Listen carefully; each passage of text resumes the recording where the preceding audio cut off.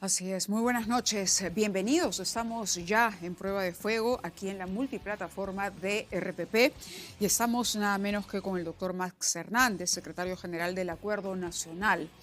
No, el presidente ha ofrecido unas entrevistas el último fin de semana. Llamó mucho la atención la posición que tuvo, luego rectificada tanto por el canciller como por el presidente del Consejo de Ministros con relación a la situación de Betsy Chávez. Cuando él no dice yo no me limito y responde al comercio que no descartaba la posibilidad de ingresar. La presidenta Sheinbaum, lo comentamos aquí, se pronunció inmediatamente, pero luego el canciller y el presidente del Consejo de Ministros aclararon que esa era una posibilidad negada por parte del Perú y que el Perú es un país que respeta los compromisos internacionales. Pero claro, preocupa, ¿no? El señor Gerí debe tomar conciencia plena y asumir la responsabilidad de que cada palabra que salga de su boca, mientras él ocupe la presidencia de la República, tiene un impacto que es mucho mayor, ya no es el de un congresista, es el de un jefe de Estado y que por lo tanto, como ocurría antes con quienes le antecedieron, todo lo que él diga va a ser interpretado de alguna manera y puede generar inconvenientes, digamos, para Torre Tagle, es decir, puede tener un impacto internacional. De hecho, lo tiene, porque precisamente es él el que encarna a la nación.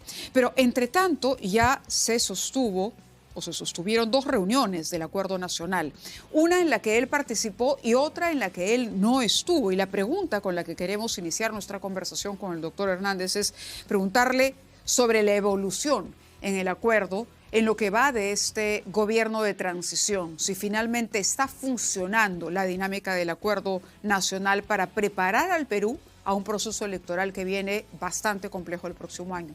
Max, muchas gracias. No, muchas gracias a usted.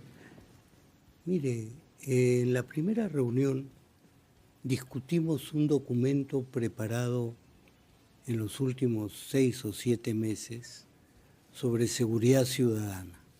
Estuvo el presidente, atendió todo el tiempo que duró la sesión del acuerdo. La siguiente vez, que fue el día lunes, es decir, ayer, el presidente había mostrado la mejor disposición para hacerlo. Nos dio inmediatamente esa fecha, que era la fecha más próxima. Lamentablemente no pudo estar presente. Me imagino que había una serie de circunstancias complicadas.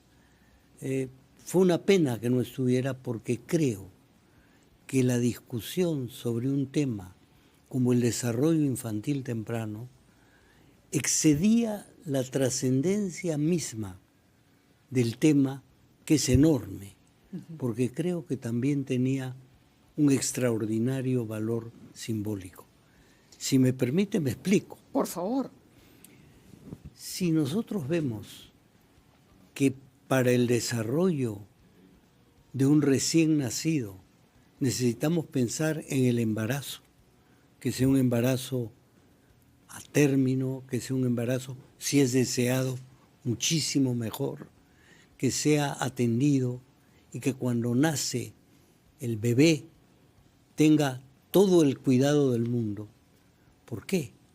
Porque el bebé necesita una base material que la va a dar esencialmente la leche materna de una madre bien nutrida, pero también necesita una suerte de base no material, una base que podríamos llamar psicológica, espiritual, valorativa, y esa base la proporciona la madre y el entorno. Si hiciéramos una suerte de comparación, podríamos decir que nuestra democracia está, por un lado, todavía endeble, como un recién nacido, por decirlo de alguna manera, o como un ser convaleciente, y en ambos casos se necesita muchísimo cuidado.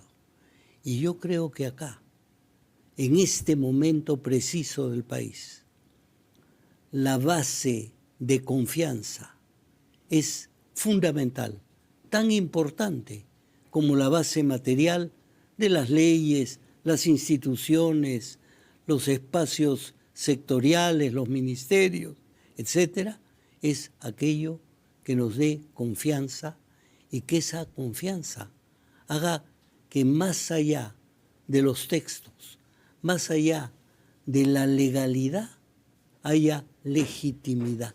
Y la legitimidad se consigue con confianza. Y estamos, lamentablemente, en un estado de desconfianza gravísimo. Ahora, voy a utilizar la metáfora que usted ha propuesto para la democracia peruana. Ha dicho, por un lado, podríamos estar ante una democracia que podría tratarse de un recién nacido o de un convaleciente.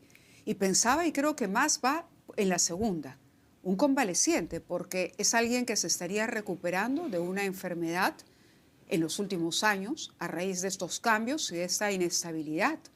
Y creo que la mayoría de los peruanos albergamos la esperanza de que el próximo proceso nos permita encontrar justamente con la legitimidad que tiene una elección, ¿no?, a la persona en la que depositemos esa confianza. Me parece que la analogía podríamos aplicarla ahí. Ahora, ¿cómo influye en esa confianza, por ejemplo, el paquete de pedidos, las primeras medidas que se están adoptando, el tema de prestarle tanta atención a la inseguridad? ¿Usted diría que hay que también saber mirar este otro tipo de asuntos? Es decir, el presidente debería no ser únicamente un presidente comisario, ¿acaso?, sino también un presidente que por lo menos tenga reuniones frecuentes con el Consejo de Ministros y que nos transmita en los otros sectores cuál es su liderazgo o cuál es su plan para el corto periodo que tiene. Bueno, mire, en el Acuerdo Nacional hay algo muy especial y muy singular. El Acuerdo Nacional es una institución de la cual el gobierno es parte, pero el acuerdo no es parte del gobierno. Pero lo preside el presidente, pero el presidente lo preside en tanto jefe de Estado.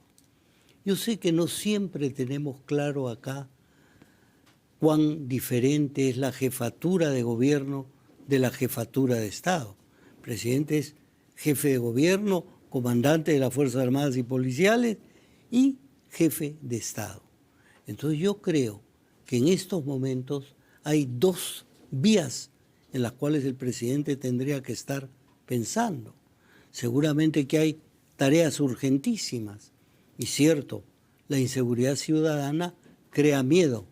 Y el miedo crea desconfianza. Y crea, además, dos tipos de respuesta. O la huida o el enfrentamiento. Entonces, si el presidente tiene que pensar que en los meses que tiene de gobierno, que no son muchos, tiene que pensar en las dos cosas, creo que tiene una tarea complicada y difícil. Sé que dentro de su gabinete hay algunas personas de gran talento y gran enjundia. Y creo que una de las cosas que es muy importante de pensar es que el Ejecutivo tiene sus funciones y el Legislativo tiene las suyas.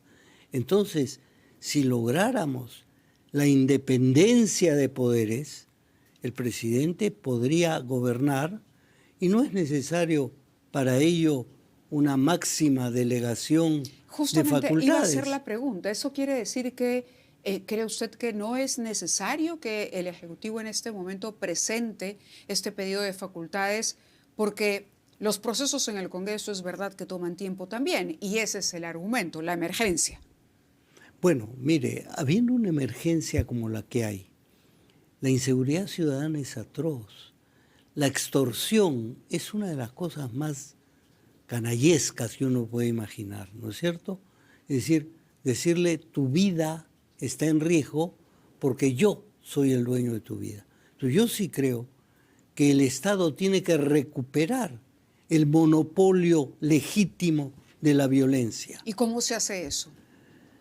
Ay, mi estimada Mávila, si yo lo supiera, mire, en todos estos años lo único que sé es que todo eso tiene que hacerse con el más escrupuloso respeto a la ley.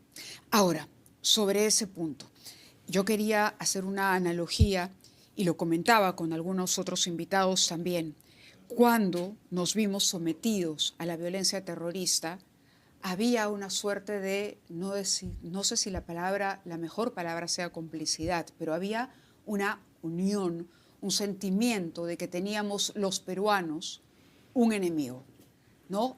Y la policía recibió el apoyo de la ciudadanía. A nadie se le hubiera ocurrido en ese momento, por ejemplo, de pronto estropear el trabajo de la policía que estaba diligentemente persiguiendo a los terroristas. Había un sentimiento de que teníamos que actuar en conjunto.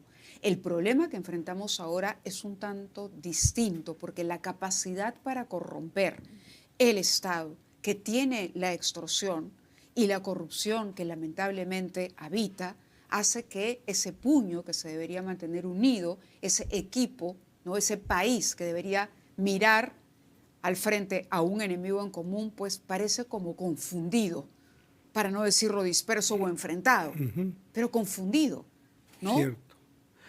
¿Cómo las elecciones del próximo año pueden convertirse en una oportunidad, si es que es posible? ¿Y cómo puede Gerí facilitar el camino o empezar? Porque él dice debemos dejar encaminado y lo repite mucho.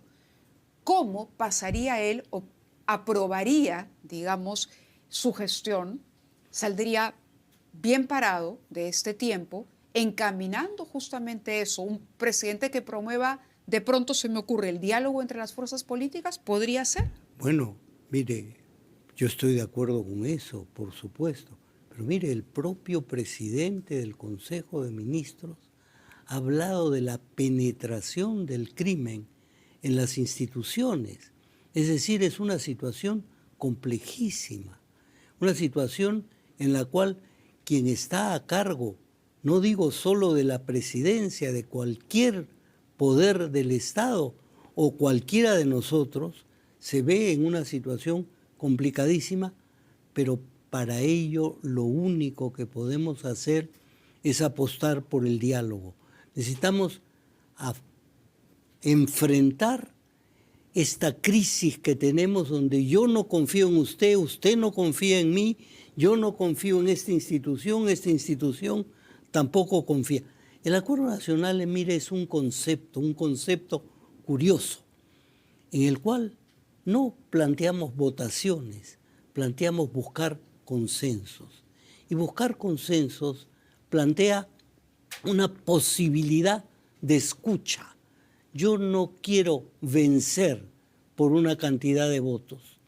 Yo quiero convencer, pero a la vez yo estoy dispuesto a ser convencido si lo que plantea mi oponente tiene mayor racionalidad, mayor efectividad, mayor contundencia, mayor posibilidad de impacto. Yo creo que no podemos pedirle a nadie que en este brevísimo plazo pueda hacer milagros. Lo que sí podemos es pedirle al presidente de la República, pedirle al Ejecutivo, pedirle al Legislativo.